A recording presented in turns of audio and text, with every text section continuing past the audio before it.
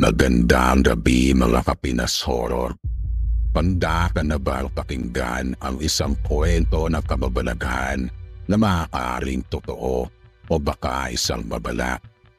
Kung mahilig ka sa ganitong mga kwento, pindutin mo na ang like button, mag-subscribe at i-on ang notification bell para hindi ka mahuli sa mga susunod na gabi na kilabot.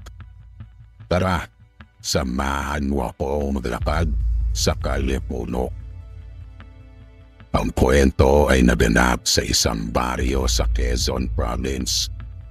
Ilan na sa makitid na kalsadang tinatawag na Kalye Puno. Sa dulo ng kalye ay may isang daang puno ng nara na animoy mga sundalo nagbabantay. Tabit na nito, may isang punong nara na mas mataas at mas malaki kaysa sa lahat.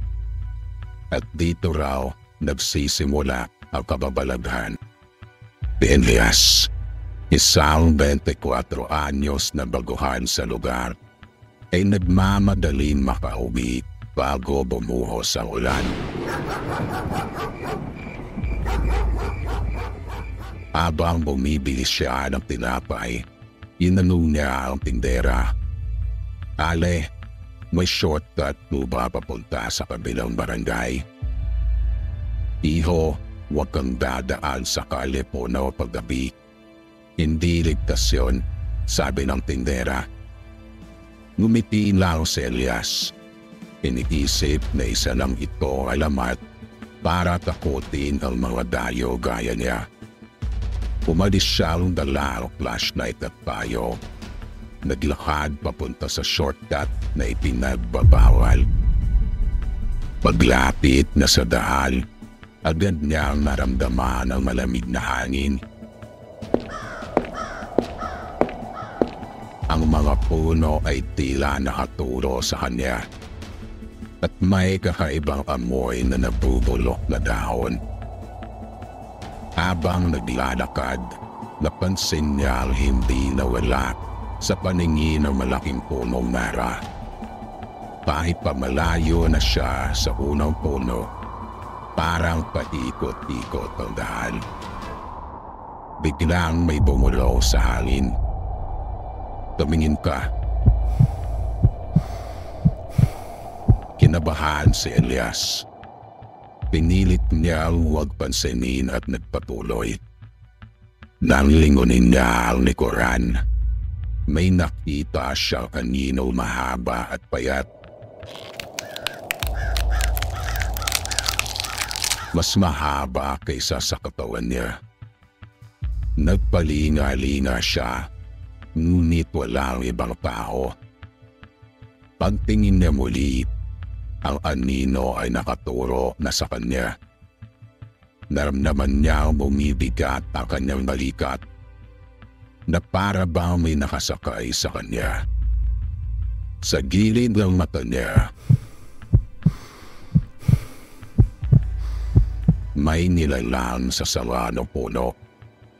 Mahaba ang leeg, walang mata at nakangiti. "Bakit ka andito?" sabi nito. Tumakbo si Elias, pero bawat liko niya ay pare-pareho. Parehong puno, parehong bato, pareho kalsada.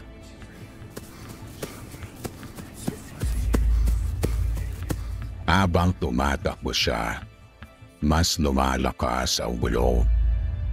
Hindi ka makakaalis. Biglang may nakitang poste ng ilaw sa malayo. Nilapitan niya ito.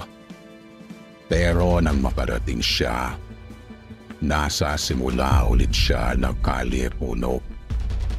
Paglapit niya sa puno, may lumitaw na lumang pintong kahoy na nakasandal dito. Walang dingding o frame. Ngunit bukas ito sa madilim na espasyo. Lumapit siya at may malamig na kamay na humawak sa kanyang braso. "Mauuna ka na,"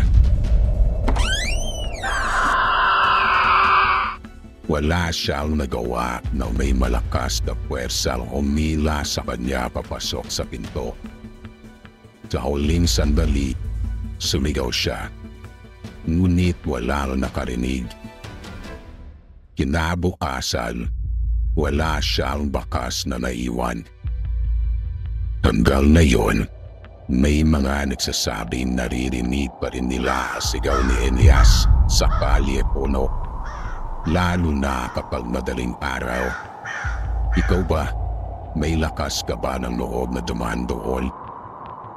Kung nagustuhan mo ang kwento ito, i-like at i-share ito para mas marami pang makarinig ng mga alamat at kababalaghan sa ating bansa.